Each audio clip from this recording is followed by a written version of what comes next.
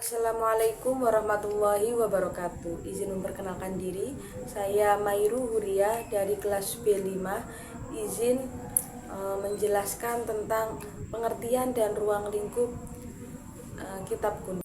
Kitab kuning merupakan istilah yang merujuk pada literatur klasik Islam yang ditulis dalam bahasa Arab tanpa harokat atau gundul dan digunakan sebagai rujukan utama dalam kajian keislaman pesantren.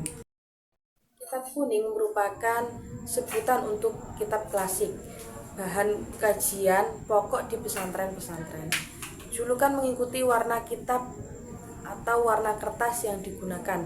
Bahkan ketika cetakan kitab tersebut diperbarui dengan menggunakan kertas HVS yang berwarna putih, tetapi sebutan atau namanya tetap kitab kuning, tidak berubah karena isi dari kitab tersebut tetap sama, tidak berubah. Hasil pemikiran para ulama Islam abad pertengahan sebagian besar merupakan bidang ilmu fikih, akidah, akhlak, tasawuf, tafsir dan hadis.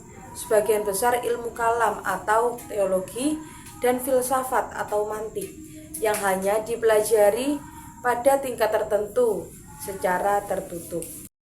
Dalam kitab kuning terdapat beberapa disiplin ilmu, yakni seperti fikih, tafsir, hadis, akidah, tasawuf, dan bahasa Arab, dan lain sebagainya.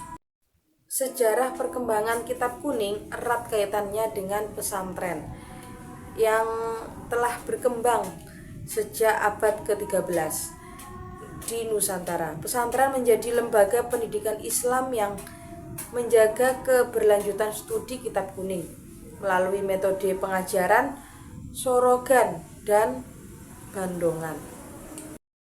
Terdapat beberapa ciri dalam kitab kuning, yakni yang pertama ada kitab-kitabnya menggunakan bahasa Arab. Kemudian yang kedua, umumnya tidak memakai syakal atau gundul. Yang ketiga, berisi keilmuan yang sangat berbobot. Kemudian yang keempat, metode penulisannya dianggap kuno yang relevansi dengan ilmu kontemporer kerap kali tampak menipis.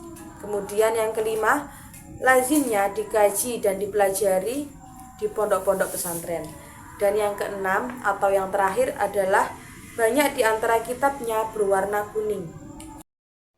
Isi dari kitab kuning hampir selalu terdiri dari dua komponen, yakni yang pertama komponen matan dan yang kedua adalah komponen syarah. Matan adalah isi inti yang akan dikupas oleh syarah. Dalam layoutnya, matan diletakkan di luar garis segi empat yang mengelilingi syarah. Dan penjilitannya, kitab-kitab ini biasanya dengan sistem korosan. Penjilitan kitab-kitab ini biasanya dengan sistem korasan, di mana lembaran-lembarannya dapat dipisah-pisah, sehingga lebih memudahkan para pembaca menelaahnya sambil santai atau tiduran tanpa harus menggotong semua tubuh dari kitab tersebut, yang terkadang sampai ratusan halaman.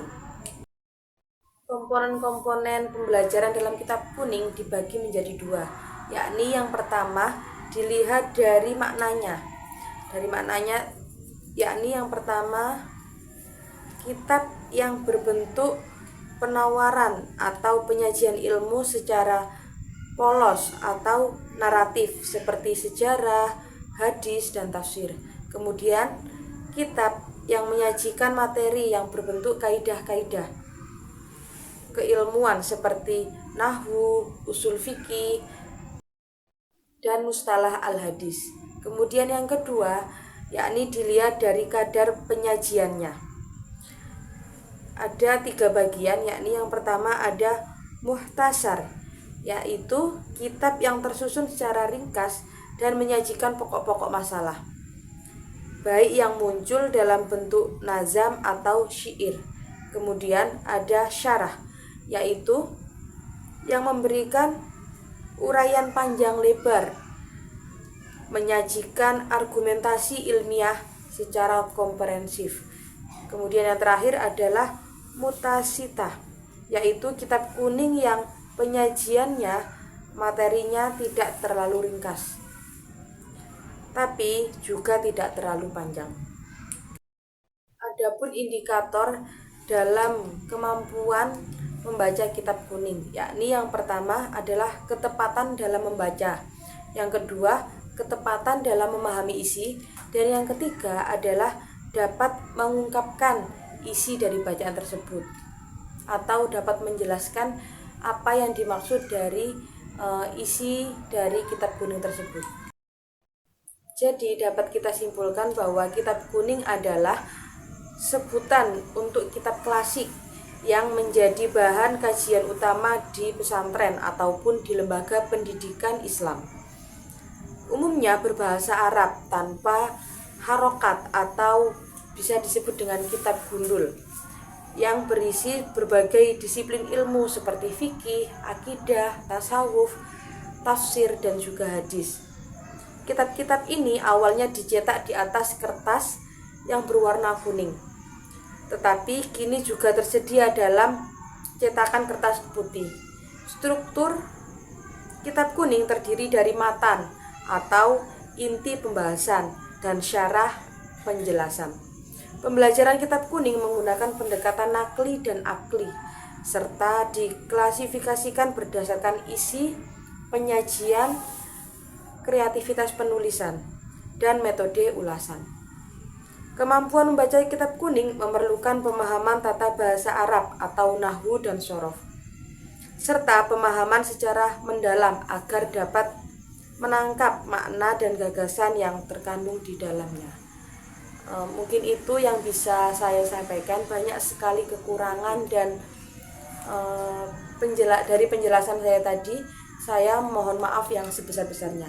Saya akhiri. Wassalamualaikum warahmatullahi wabarakatuh.